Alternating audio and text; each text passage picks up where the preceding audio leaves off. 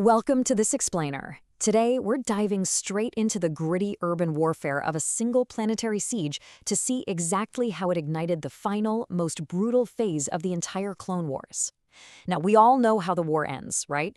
But the connective tissue, how localized Republic victories actually inadvertently push the Separatists to basically burn the galaxy down, is just absolutely fascinating. We're going to look closely at the Republic's strategy for conquering the corporate stronghold of Corva, and how that exact success triggered the devastating Outer Rim sieges. Let's get into it. A cornered beast strikes with unpredictable ferocity. Let's kick things off with this chilling warning from Jedi Master Plo Koon because it perfectly sets the stakes for us today. He said this amidst the ash and rubble of a freshly conquered world. He recognized that pushing an enemy completely out of their comfort zone doesn't usually make them throw their hands up and surrender. It makes them desperate.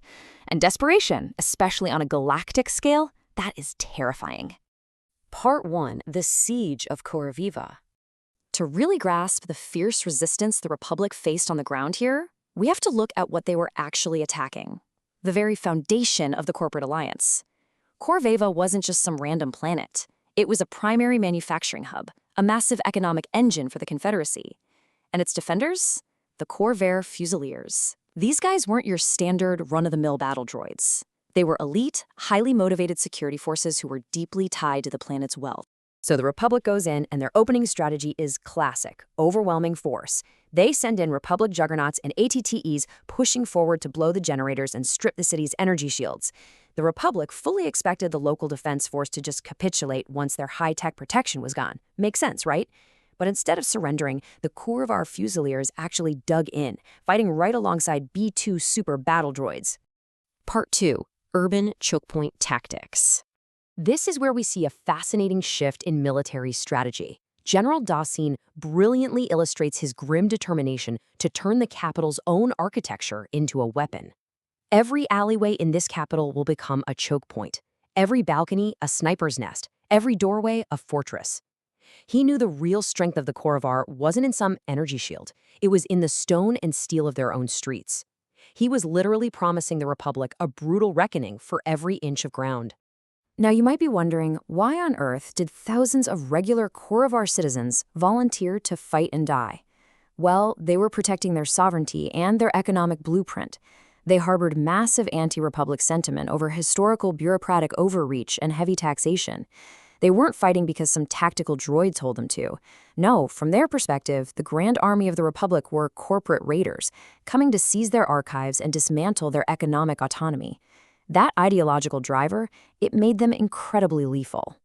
And that brings us to this crucial tactical contrast. The Republic's strategy relied on brute force and heavy armor, massive juggernauts and ATT walkers that absolutely need room to maneuver. General Dawson knew a juggernaut is completely useless if it can't move. So the Corvair strategy was all about urban terrain and ambushes.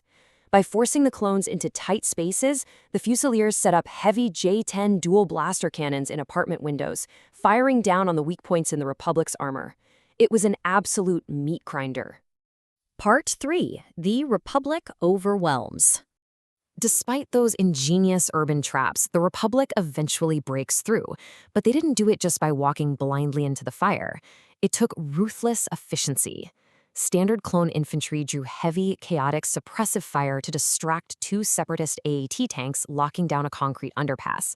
While that chaos was happening, Commander Wolf and the 104th executed a swift flanking maneuver in the courtyard, hitting the Kudavar from the shadows. And the finale? Captain Gregor eliminates the last AAT tank with a precise sniper shot right into its fuel cell. That was the tactical checkmate. Part 4. Retreat of the Leadership. So, with the capital's defenses crumbling, what does it look like when the architects of this war watch their own homes burn? Well, Magistrate Pascal Argenta was absolutely horrified that the sons of their merchant houses were volunteering to be crushed under Republic treads. He represents the bureaucratic side of the Separatists, the ledger keepers. Watching the actual, physical destruction of his citizens was just too much for him, so he abandons Corvea entirely, ordering a tactical withdrawal. Which leaves us with a massive galactic question. What is the strategic fallout when the Confederacy is systematically stripped of its primary economic engines? When massive factory planets like Coreva fall, where on Earth does the Separatist alliance go? Part 5. the Republic offensive. The fall of Koraviva signaled a fundamental shift in doctrine. The Republic wasn't just putting out fires anymore. They were actively hunting down factory worlds, driving the Separatists out of their comfortable corporate palaces. General Grievous coldly points out this exact vulnerability to Argente.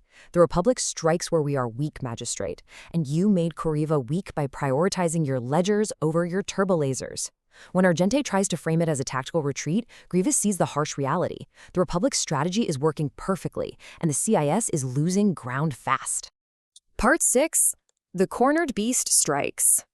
Now we zoom out to the macro scale, and we see how the localized panic at Koriva sparks a massive galactic fire. Leaders like Newt Gunray and Wat Tambor are panicking over being hunted. So what does Grievous do?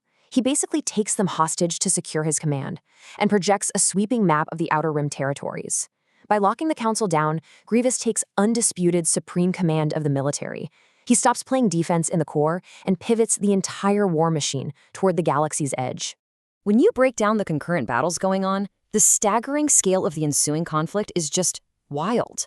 Republic forces were stretched incredibly thin across multiple war zones all at once. By launching this massive Outer Rim counteroffensive, Grievous forces the Republic to deploy its top Jedi generals, Windu to Anaxes, Ali to Seleucami, Mundi to Mygeeto, way out to the furthest reaches of the galaxy. It created a chaotic stalemate that forced the Republic to fight on a dozen massive fronts simultaneously. If we track this rapid timeline in 19 BBY, we see how the cornered beast of the Separatist army utilized the distraction in the Outer Rim to strike directly at the Republic's heart. This is the true genius of Grievous's pivot. By making the Republic commit absolutely everything they had to fighting in the Outer Rim, he left the core worlds wide open. It paved the direct path for thousands of Separatist warships to suddenly appear in the skies of Coruscant for a surprise assault. It's super important to take away that this massive counteroffensive wasn't just a military maneuver. The Outer Rim sieges pushed the Republic to the absolute brink of collapse, both financially and politically. While the clones and Jedi were fighting and dying on distant, dusty worlds, the Republic itself was rationing essential services just to keep the war machine funded. Had this phase of the war lasted much longer, public support might have shattered entirely. Ultimately, it all boils down to this. By systematically crushing strongholds like Korova, did the Republic unknowingly forge the very desperation that brought the galaxy to its knees? By stripping away the Separatists' comfortable corporate wealth and backing them into a corner, they created a situation where the only remaining play for the Confederacy was total, absolute, galaxy-burning war in the Outer Rim. It's a profound reminder that in strategy, every single action has an equal and sometimes catastrophic reaction. Thanks so much for joining me on this explainer. I hope this helped shed some light on the incredible scale and consequence of this conflict.